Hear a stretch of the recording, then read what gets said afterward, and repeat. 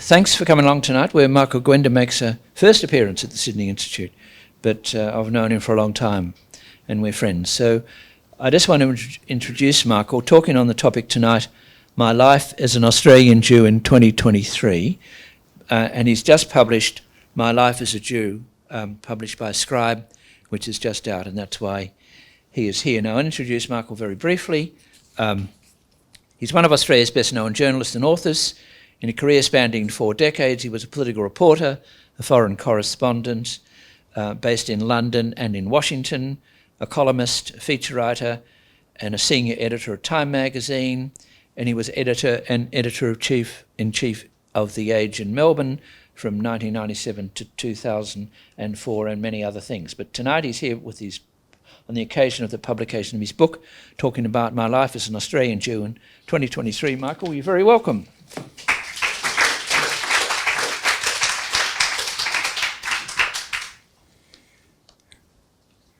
Well, thank you for that very kind invitation, Gerard. I come here as a left-wing Jew.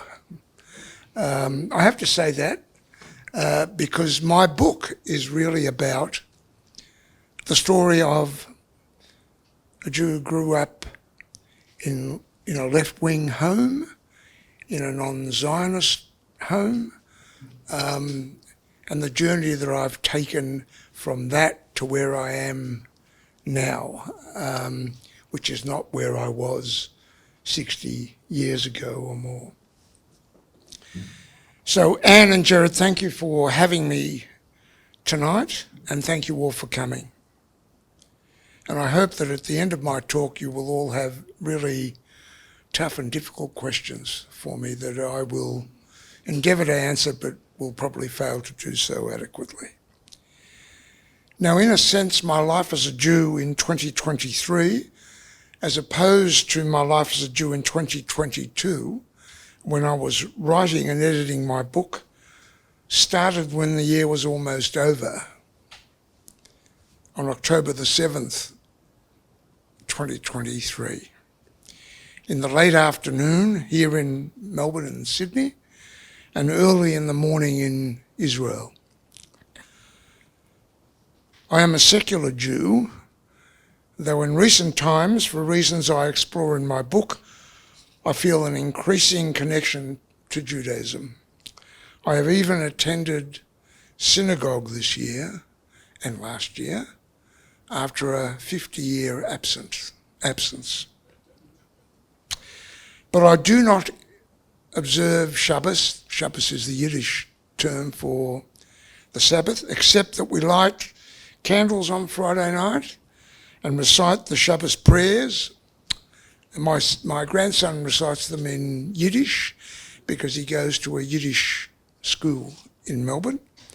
We drink a few glasses of wine and a shot or two of whiskey and eat the challah that my son has baked, the best challah that I have ever tasted.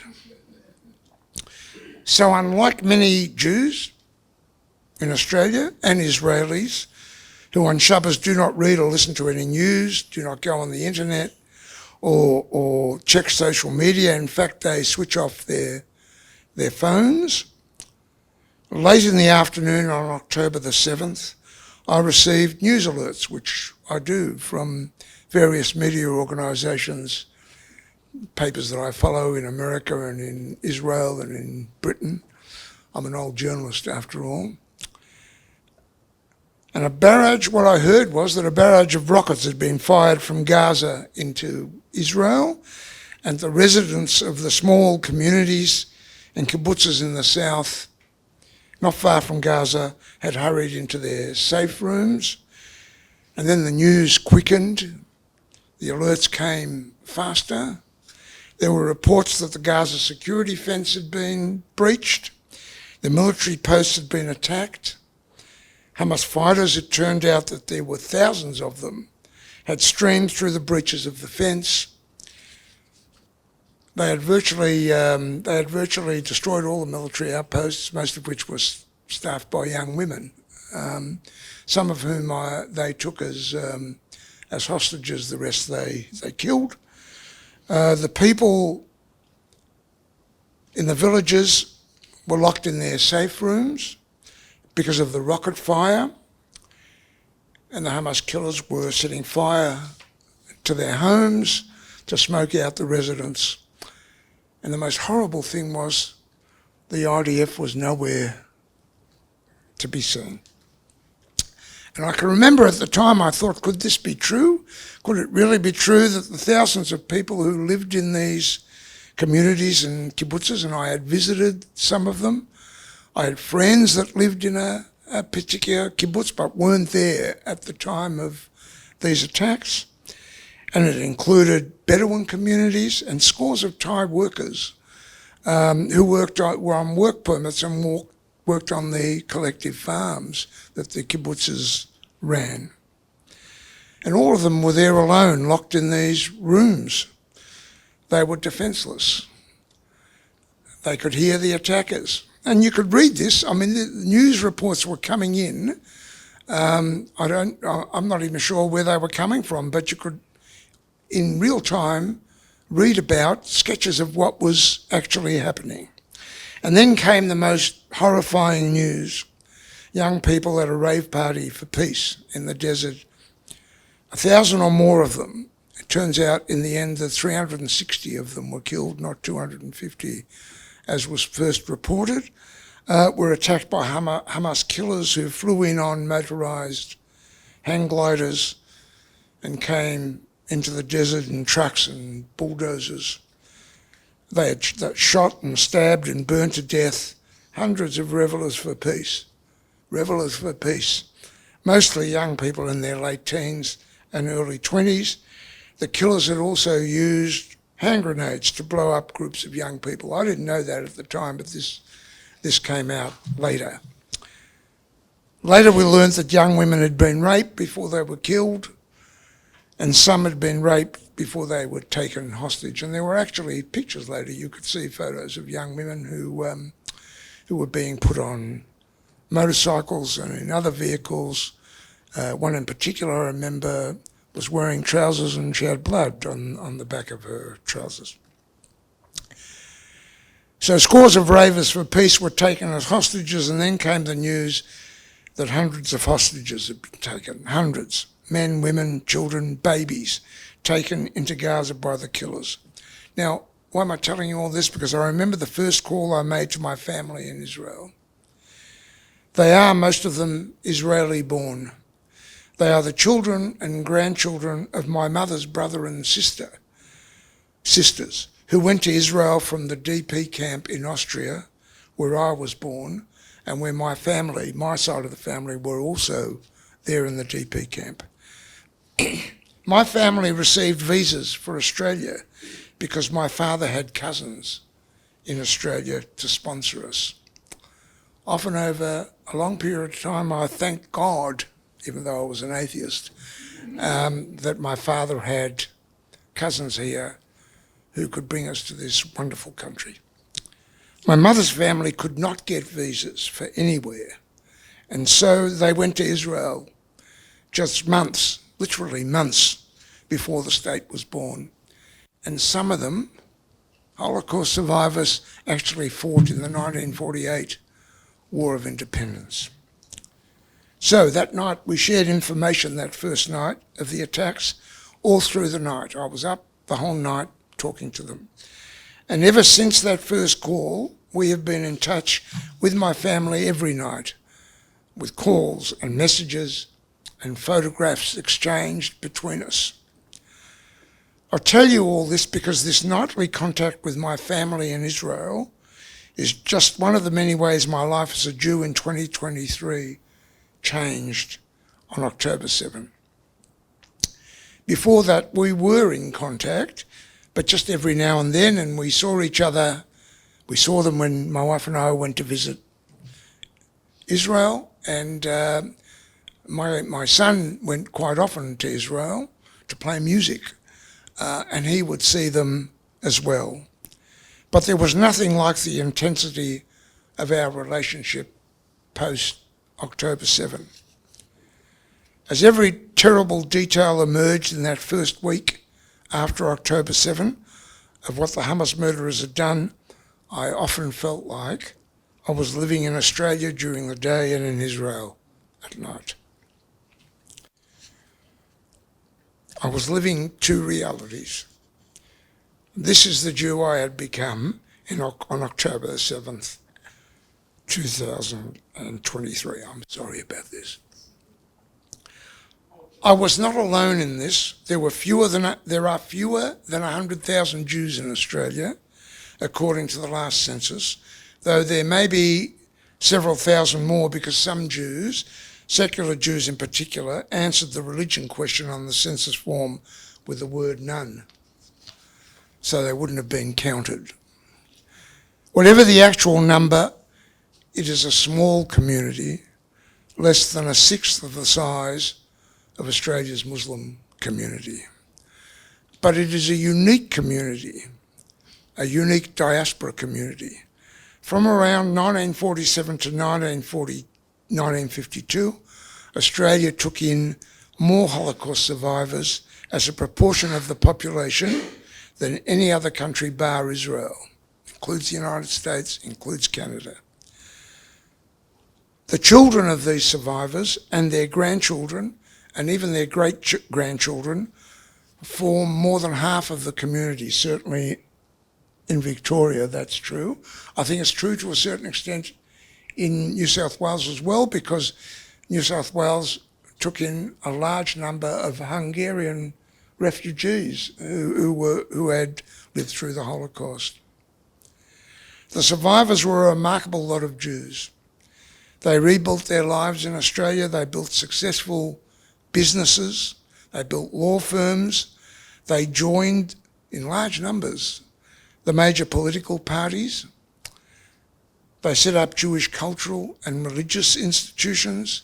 They built a Jewish schools network, really, which is unmatched anywhere else in the world. Half of Australians' Jewish kids go to a Jewish day school. It's a remarkable figure. And they were from the start overwhelmingly fervent Zionists who believed that without the miraculous birth of Israel so soon after the darkest chapter of Jewish history through which they had lived, there would have been no future for them or for the Jewish people. Their children and even their grandchildren, in survey after survey, have described themselves as Zionists. Indeed, in the most recent surveys, close to 80% of Australian Jews described themselves as committed Zionists. Australian Jews, according to these surveys, have visited Israel in greater numbers proportionally than the Jews of the United States. And they feel a connection to the country that only going there, being there, can establish. And many, like me, have family in Israel, most likely family, unlike me, who have made Aliyah, gone to settle in Israel. There are many thousands of Australians who are dual Australian and Israeli citizens, some of whom are now serving, they were reservists serving in the IDF. Now, why am I telling you all this? I am telling you this because without understanding it, you cannot really understand how it was that what happened on October 7th was so devastating, so frightening for Australian Jews in particular. For them, there were echoes of a darker time, the darker time that their grandparents lived through. In my case, for people my age, their parents had lived through. Okay, so let me go back to the Jew I was before October 2023. I think it's fair to say that Israel was not a miracle for that part of the Jewish community in Australia, that very small part of the Jewish community in which I grew up. I describe my Jewish upbringing in my book, which I hope you'll all read, of course. Suffice it to say that from a very early age, I was a member of this organisation, children's organisation called SCIF, which was the children's organisation of the Bund. I don't know how many of you know about the Bund, but the Bund was a major political party in Eastern Europe before the Second World War. It was internationalist in outlook, militantly secular, and anti-Zionist before the establishment of the State of Israel. It dropped its anti-Zionism after Israel was established. There was no point in being an anti-Zionist. But it believed in Jewish peoplehood, and it was committed to Yiddish and Yiddish culture, the culture of secular East European Jews, of which there were 3 million or more, and my family were part of that culture. Before the Second World War, the Bund in Eastern Europe, in Poland and Lithuania in particular, had tens of thousands, hundreds of thousands of members. In Poland, it was amongst the biggest Jewish political parties, bigger than most of the Zionist parties. It was a democratic socialist party, and of course by then it had been suppressed in Russia. After the revolution, democratic socialists were considered bourgeois traitors, and its leaders were subsequently either executed by Stalin or sent to the Gulag for the rest of their lives. Its credo was that Jews were a people of the world and that the unique strength of Jewish peoplehood lay in the ability of Jews to build strong Jewish communities wherever Jews lived. At the same time, it was to be, and it was part of a larger human story, the inevitable triumph of the international brotherhood of man through socialism. It was literally fatal. This credo proved to be fatally flawed. It was literally fatal for most of the members of the Bund. The Nazis and their helpers murdered most of them in the extermination camps they had set up in Poland. A small remnant of the Bund, perhaps a couple of hundred Bundists, who still believed, hard to believe, isn't it? Still believed, managed to survive the Holocaust and ended up as refugees in Australia. There were never more than a few hundred of them, and perhaps a couple of hundred SCIF members like me. But they were very influential, especially in the Labor Party.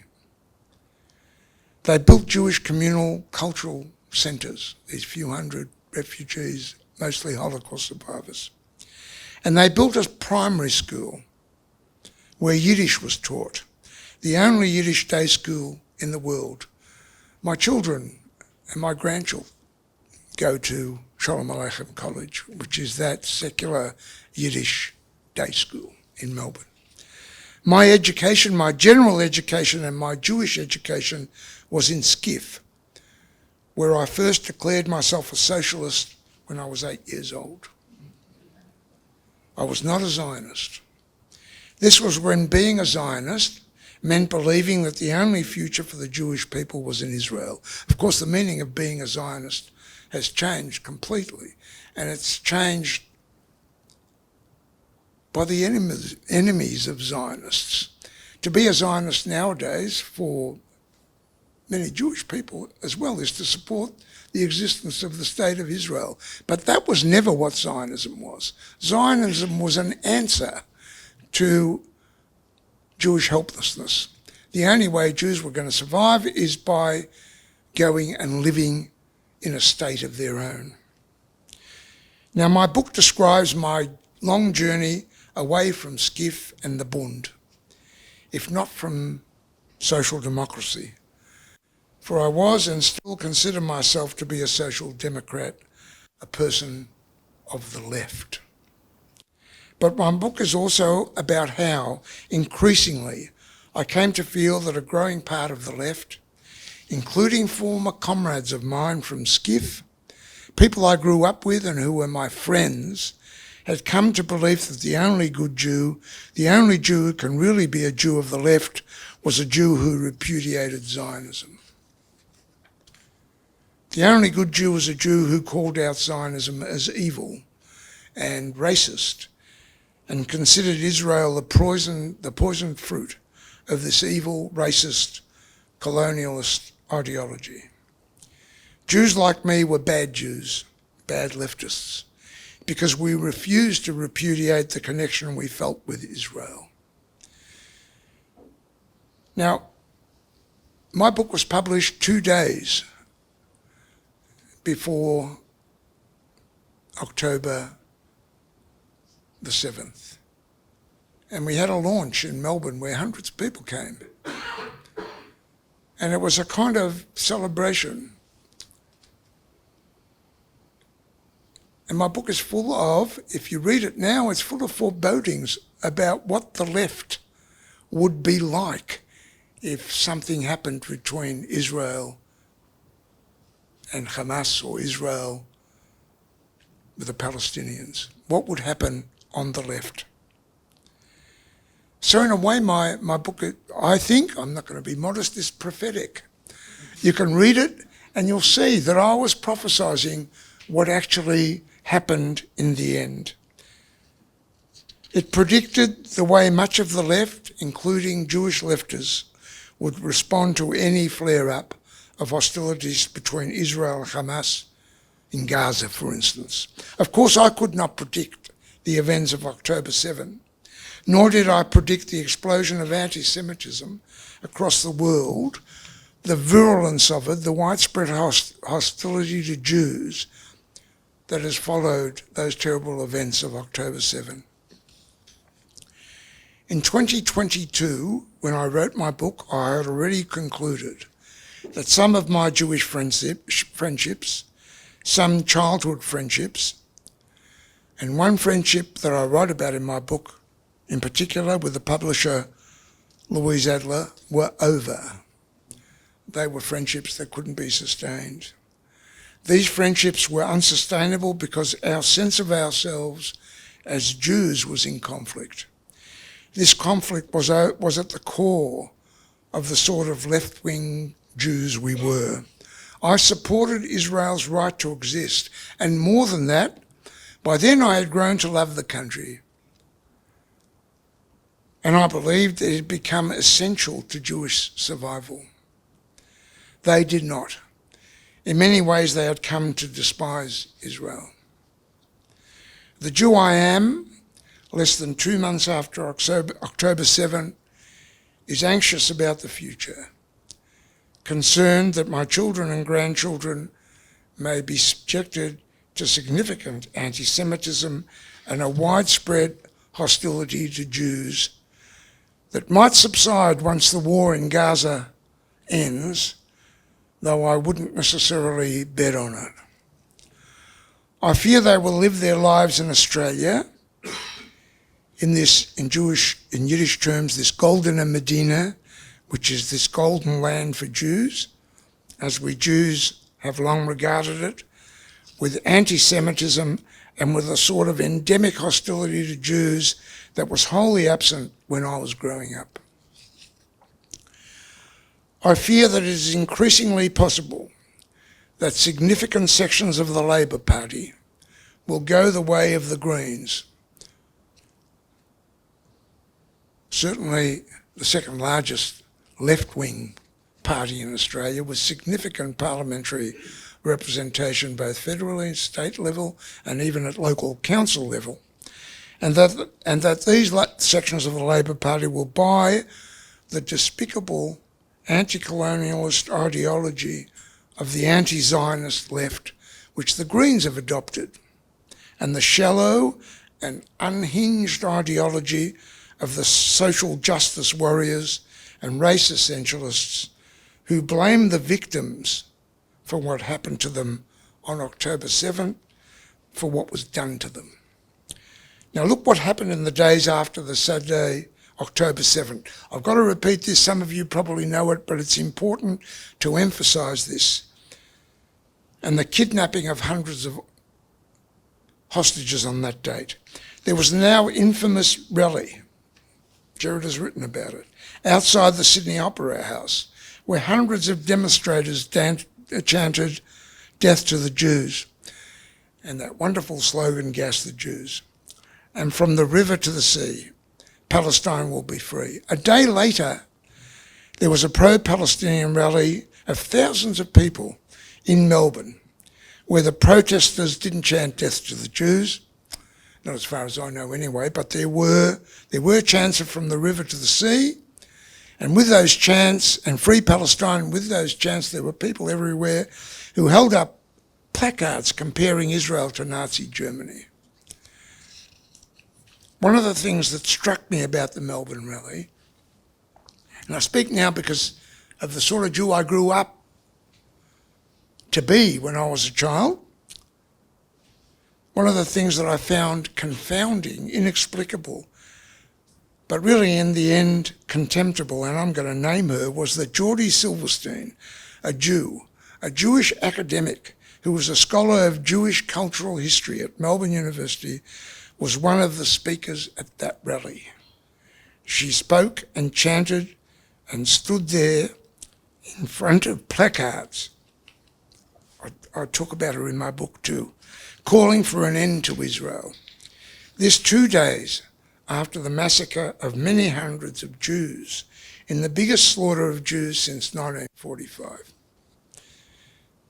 At subsequent rallies, several young Jews, they mostly identified, this is important, they mostly identified as non-binary, who had attended Jewish schools, made speeches wearing Palestinian scarves, and they were cheered on by people holding signs calling for the elimination of Israel, and they led chants of from the river to the sea, interspersed with leading chants of shame. The Israeli action in Gaza had hardly begun. Nothing had happened. It was 2 days, 3 days after that terrible slaughter. Now, I make the point that they were gender non-binary. I'm not even sure what gender non-binary means. But they were theys. And I suspect that I'm probably right, that they were graduates in gender studies and in anti-colonialism studies at one of the universities, Melbourne. Pick which you have one you like, Melbourne University, Monash University, more likely Melbourne. Now, even before the Israeli campaign against Hamas had began, indeed almost instantly, what had happened on October 7th was woefully forgotten by people who call themselves pro-Palestinian but are actually supporters of Hamas. It was forgotten too, more or less, by people who went on marches days after it had happened, in their thousands, calling for peace, before the bodies of the murdered had even been recovered. It was forgotten by the media, of which I was part, which in the main, it seems, can't remember what happened an hour ago and little less than 2 days ago. The victims were vanished, the hostages were vanished, so much so that now there is a growing movement of people, some apparently formerly sane people, who believe October 7th didn't happen. And if it didn't happen, the IDF did the killing. The IDF did the killing. There's a report today on some of those social media outlets that it was the young people killed at the rave were killed by Israeli helicopter attack gunships. Now, within days of October 7th, there were petitions circulating, even before the start of the Israeli bombing campaign, about Israel's genocidal war against Gaza. A genocidal war conducted by an illegitimate state for no reason other than its colonialist and racist nature against innocent and defenceless Palestinians who had suffered 75 years of brutal occupation. Now, I don't want to suggest in any way that what is happening in Gaza to the people of Gaza is not appalling and horrifying. I'm not suggesting that. I do not want people like me to harden our hearts against what you can see happening in Gaza. But hundreds, perhaps thousands of writers and academics signed these letters and petitions. Senior journalists signed these letters and petitions. One petition was signed by hundreds of members of the Journalists' Union. One was organised by the cultural magazine Overland, which called for an investigation into what actually happened on October 7. The magazine's patron, Barry Jones, labelled this petition appalling, but hundreds of writers signed it. Most of these petitions did not mention the Hamas terrorist slaughter. When they did, like Overland, they both questioned what happened or justified it, did both, on the basis that in the anti-colonial struggle, the Hamas action was an act of resistance. Anti-Semitism is on the rise, in part, of course, I believe, because of these rallies and petitions, in part too because of this ignoring and willful forgetting of what happened on October 7, and in part, it's sad to say, because history tells us it is always there, anti-Semitism, lurking beneath the surface, and that when the time is right, so to speak, it emerges with an unexpected fury and intensity. Now, in my view, in the media, only The Australian has called out the rise of anti-Semitism and anti-Semitic attacks on Jews in a clear and unqualified way, without, as a matter of balance, referring to the rise of Islamophobia. Let me state this bluntly. There is no equivalence in the figures between the rise of anti-Semitism in Australia and internationally and whatever the increase may be of Islamophobia, however that term is defined, and it's so vague that it's impossible to know what people mean when they use it. Why was this? Why was this? Why was there this need for equivalence in the media? You can't read the Sydney Morning Herald or The Age or listen to the ABC talk about anti-Semitism without the right of there's also Islamophobia, folks. Don't forget that. Equal. Both equally threatened. In fact, what that does is it diminishes the reality of anti-Semitism. It's like it's happening to everybody. Well, why was this? In part, this was because many of their journalists, I believe this from experience, had imbibed the structural racism and anti-colonial ideology which posits that Jews are white and therefore cannot be the victims of racism. What this means is that many on the left, including many journalists, they find it very hard to accept that anti-Semitism exists at all. Jews are white. They are white and have white privilege, which explains why they are successful. Not that they've worked hard, but they're successful because they were the beneficiaries of white privilege, and so they are, in a sense, quintessential white racists. And of course they support a racist ideology and a racist state, which is also a state suffused with white privilege. Among Jews there is fear and anger, and above all, a sense of being abandoned, a sense of powerlessness. Now, I'm not saying that's true, but a lot of Jews felt it. I felt it. And I felt it particularly, Jews like me felt it particularly, because we felt abandoned by people who were our former colleagues.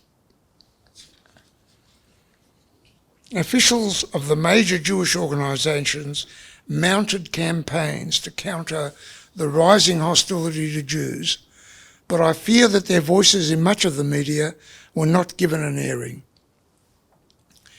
This was because many journalists had come to see themselves as activists, warriors for the Palestinian cause.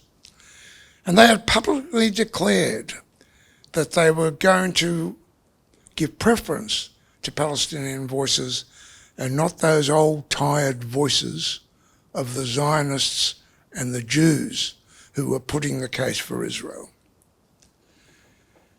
Now, what I found confounding about all this, the journalists signing petitions, declaring that they could be activists, was that there was no pushback from the media companies to this notion, a new notion of what journalists are and what journalists should do.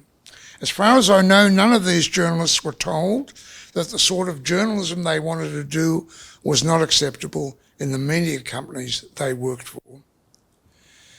Increasingly, what I thought it meant to be a journalist, what I'd grown up to think it meant to be a journalist, what I had promoted when I was editor of The Age, and we had a code of conduct that was drawn up with the journalists about the ethics of being a journalist. And what it meant was a commitment to fairness, to factual accuracy, to never being agenda-driven,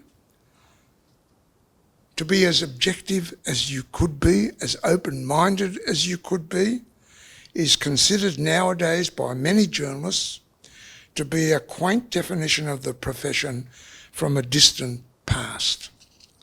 I am and remain a Jew of the left, a social democrat. But what has happened in the past few weeks has made it clear that the anti-Zionist left in the main is not just hostile to Jews, which I had long considered to be the case, and I write about it in my book, but is infected with the disease of anti-Semitism. I think some journalists are infected with the disease of anti-Semitism. Now, I do need to say that, of course, there is anti-Semitism, old-fashioned anti-Semitism of the extreme right. And that is repulsive, and we would all agree on that. And even there is some instances where Jews have been threatened by neo-Nazis. That is true. But it is the anti-Semitism of the left of which I have long been a part, the anti-Zionist left, which I wasn't part of, the anti-Israel left, which is anti-Semitic, that is on the rise, and that is increasingly making Jews feel unsafe and isolated, and that is threatening them with violence. I mean, they in a sense, they control the media. They don't control it, but their journalists set the tone of the way the media covers these issues. And for me, perhaps the greatest disappointment has not been those Jews on the left, some of whom were my former friends, who joined the pro-Palestinian protests and even spoke at them, or who signed those letters and petitions calling for Israel's demise. I expected it from them, and they had long ago ceased to be my friends. No, my greatest disappointment was with leftist Jews, like me, who had a public profile and who had no doubt felt horrified and full of pain at what had happened on October 7, but could not bring themselves to say so. They were silent. They could not bring themselves to declare that they were in mourning. These are Jews with a public profile. Some of them run major Jewish faculties at universities. They were either silent or spoke in the language of obfuscation. One of them described October 7, for instance, as an escalation of violence. They were silent, in my view, because they feared being expelled from the brotherhood and sisterhood of the left. In 2021, I published a book called The Power Broker, An Australian Jewish Life. It was a biography of the Jewish Zionist leader, Mark Liebler. And in a sense, it was the story of a small but successful and even powerful Jewish community, which could produce a leader like Liebler. He was a leading lawyer, business advisor, who over the years has had the ear of every Australian Prime Minister since Malcolm Fraser. Back then, when I was writing that book, I did think the Jews were a wonderful success story in Australia, in this golden land. and powerful way beyond the size of the community. Powerful not for nefarious reasons, not that they had a secret agenda to control the world, but because of its success, because the community was successful, because of the outstanding business people and outstanding lawyers and judges and medical researchers and educators, outstanding Australians that this community had produced. But I've got to say, right now, that feels like bull dust. Jews are not powerful. They are a small community, which makes them politically marginal at best. There are more than 6 times the number of Muslims in Australia, Muslim Australians, probably more. Jews are not powerful especially in the Labor Party. They're not powerful in many of our institutions, in our universities, and they are not powerful in the media. Now, it may be that this is overly pessimistic and dark, and that in the main this is the response from a left-wing Jew who feels cast out of his political home. A Jew increasingly disillusioned with the Labor Party, whose leaders in the main can't call out anti-Semitism without equally calling out Islamophobia, when in reality they all know there is no equivalence between the two, not even close. This is the first time I have spoken at the Sydney Institute. I appreciated the invitation and the chance, yes, to promote my book a little bit. Here, there are people who understand what I am saying and who understand why Australian Jews feel isolated and threatened. I am an Australian Jew in November 2023. I am a lifelong social democrat. I edited a left liberal newspaper for 7 years. But let me tell you this. Every morning I read The Australian, and nowadays I thank goodness for it. I even quite regularly thank goodness for Gerard Henderson. And I have told him so. So thank you, Gerard and Anne, for having me. Let me tell you, there are places that would not have me, that have refused to have me, because they are too scared to host a writer who has written a book about being a Jew. And thank you all for coming to hear me speak. And if you so desire, perhaps buy a copy of my book. Thank you.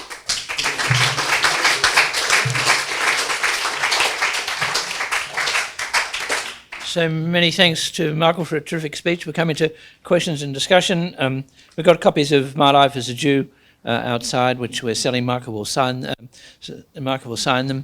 And so we come to questions and discussion. We don't have a lot of time, so everyone's pretty brief, like this. We had former Justice Michael Kirby here on the night of the 9th of October, the Monday night, and around when it got to 7 o'clock when it finished, there was a cameraman down the back said there's a demonstration down the street, and it was this demonstration that went from the town hall down to Opera House. Now what I noticed, and I mentioned this in my column on Saturday, between Bent Street and Bridge Street, at the end of the march, we saw the end of it, that whole block was full of police cars, including the riot squad, and they were behind the demonstration, sort of guarding it. Now, this is not the problem of the New South Wales Premier's being very good, Christopher Minns, but somewhere along the line, the police authorities didn't do anything. You've had similar examples in Melbourne. Is this a lack of commitment by society to defend minorities, or is it an accident, or what happened there?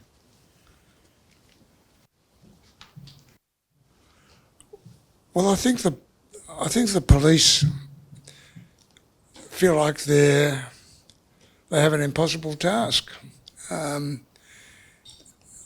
We have a commitment to free speech. They accept that commitment exists? Are they to draw the line in terms of what can be said in demonstration and what can't? They feel like they can't do that. I've spoken to police in Melbourne. There are police who are incredibly involved in protecting the Jewish community. They have been for years. There's a little unit that oversees this. And they say the police who go to attend demonstrations are not properly instructed in terms of what to look out for, what they can do, what they can't do. So they're sort of lost. I think it's a political failure, actually. There is a police minister in New South Wales, there's a police minister in Victoria that can deal with this, can instruct the police. What are the political implications of what's going on? What should you look for? What's acceptable? What isn't acceptable? It's not done. I mean, I think of the main politicians on this are cowards. It seemed to have escaped everyone, but the 7th of October was the anniversary of birth of one of the biggest scumbags ever born in our history, namely former chicken farmer, come Reichsfuhrer SS Heinrich Himmler. I don't know whether Hamas used that as their help or assistance, whatever, and that, but it's pretty misjudged. What I'd like to know, where is the alleged Human Rights Commission looking after people like Jews rather than picking on people like Bill Leak? Well, that's a very good question. I mean, I don't think. I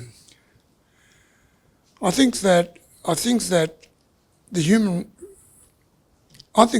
Human Rights Commission has been captured. I mean, it is ideologically committed to a kind of woke agenda. Really, it has, for instance, it has refused to allow.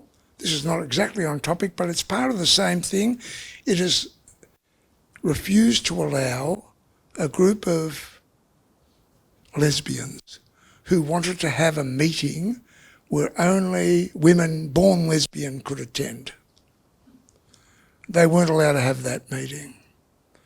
The trans lesbians, whatever, they went to the Human Rights Commission, and the Human Rights Commission ruled that was against the statute.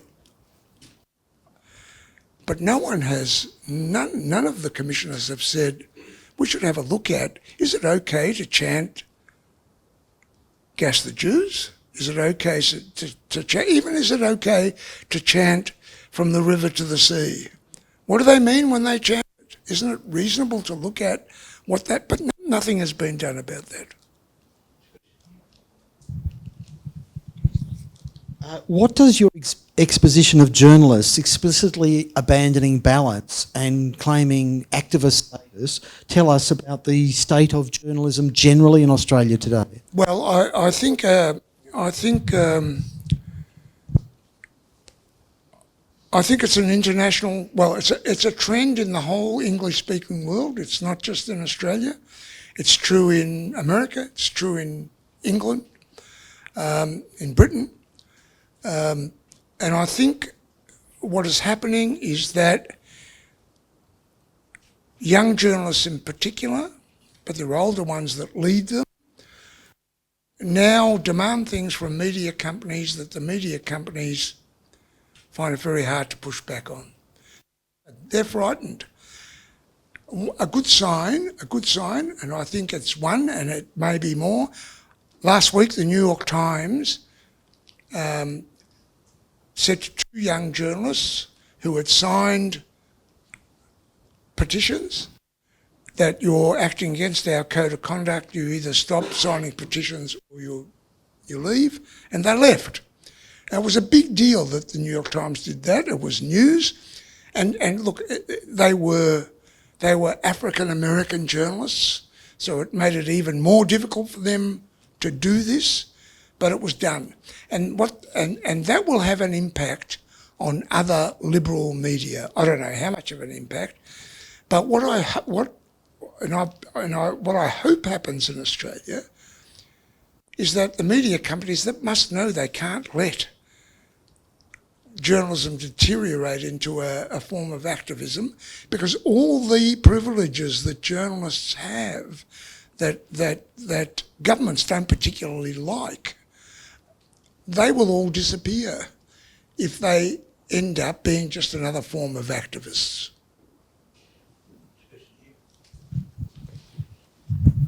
Thank you.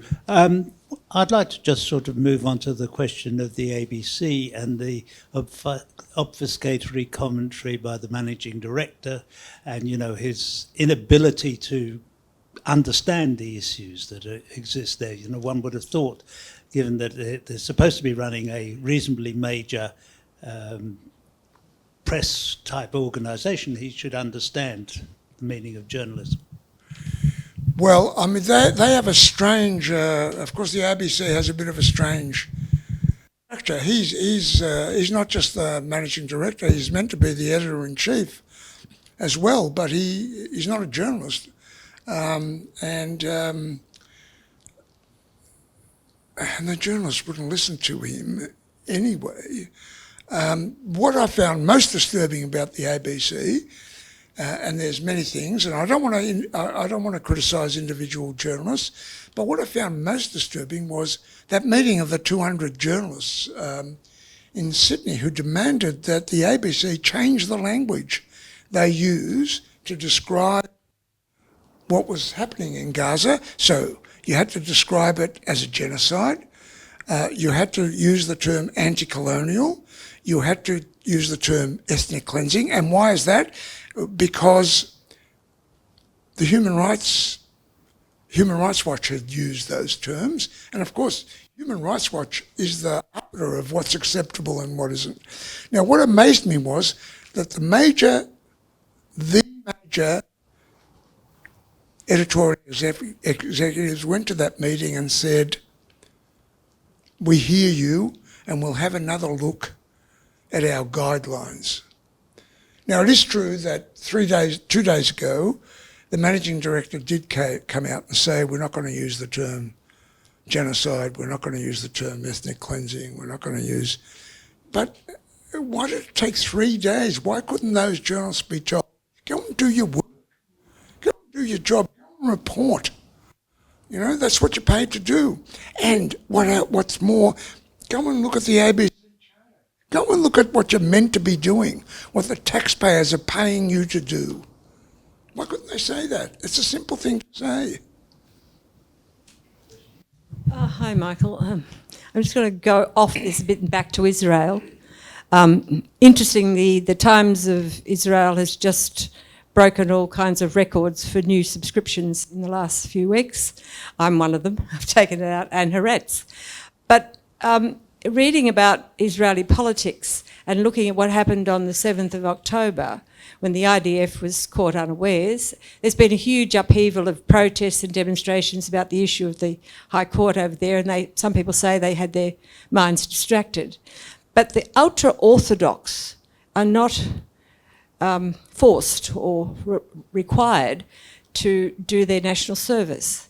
And this is a special whatever law. But do you think after this that might change? And do you think that the politics of Israel might shift a bit? Well, I think on the ultra-Orthodox,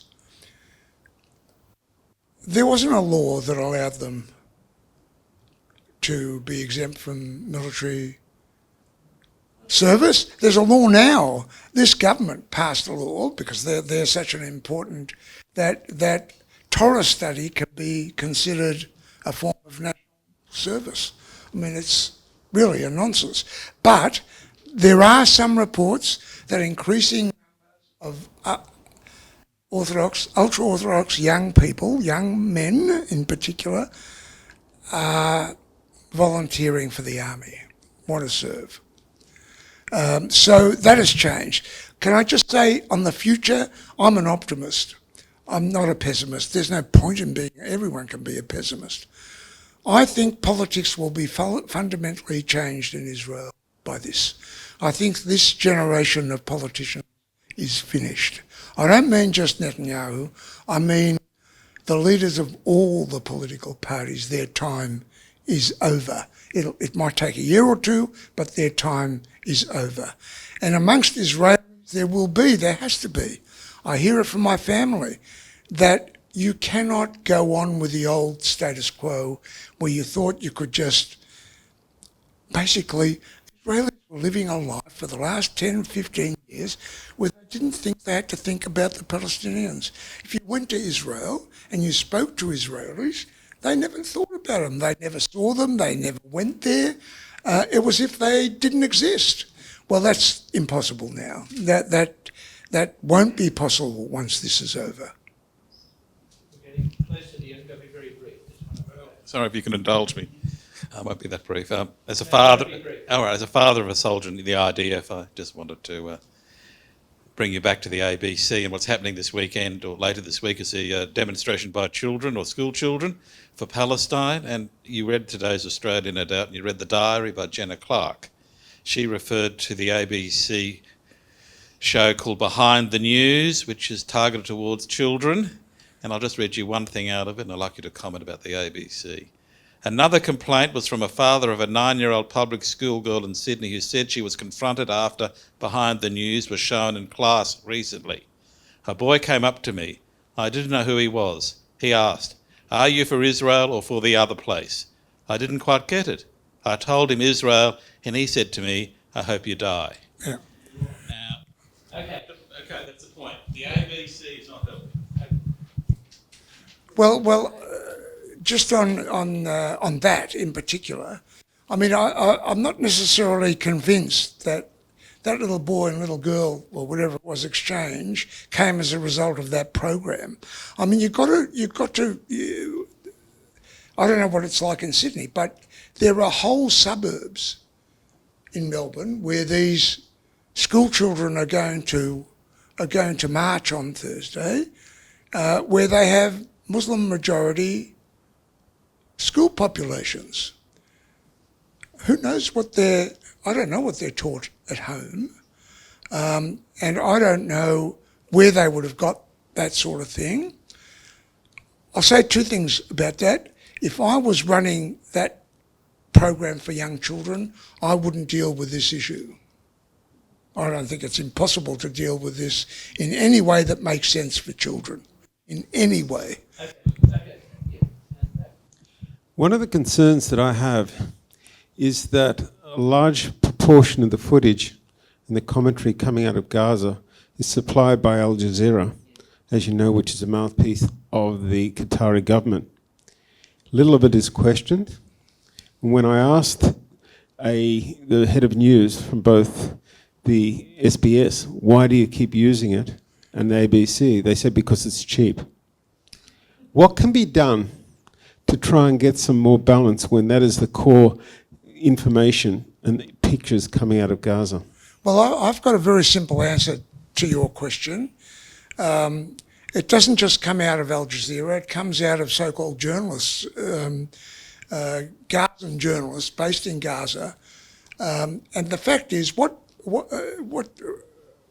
any decent correspondent operating out of Jerusalem has to say time and time again is that there is no equivalence in terms of the validity of reporting that we get out of Israel, that I'm there doing it out of Israel, as well as hundreds of other journalists, and what we get from Gaza, which we can't confirm, which we don't know where it's coming from, which we can't put in any context. So when we report any of that, we have to say we don't know whether that's true.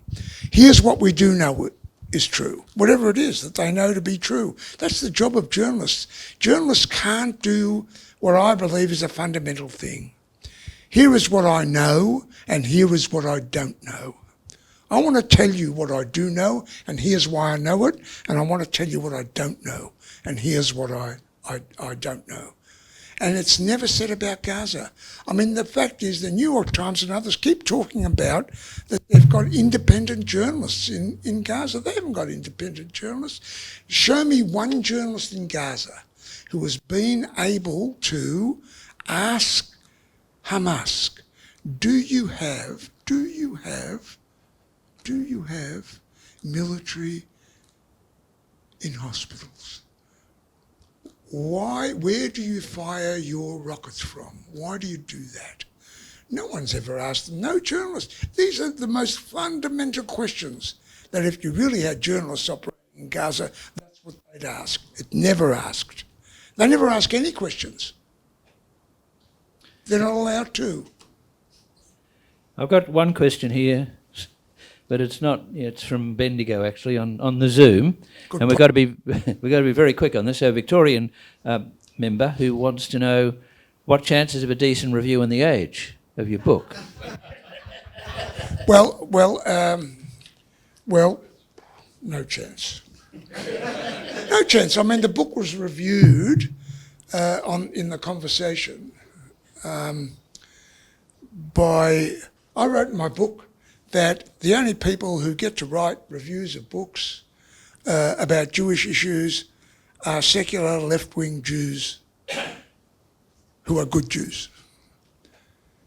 So the conversation gave my book to Dennis Altman, who is a secular left-wing Jew, who said as much. He said, Michael Gawenda's right. The book was given to me.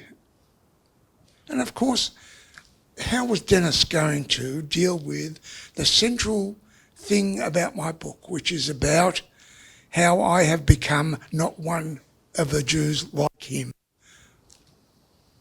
Well done, thank you.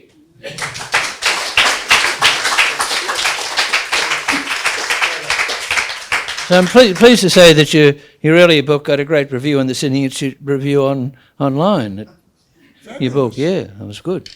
But not I think in The Guardian. And yeah, there you go. Look, it was a great night tonight. We're right on time. We've gone a little bit over. Copies of Michael's terrific book here, and well done tonight for your courage and for your directness. Well done. Thank you, sir. Okay.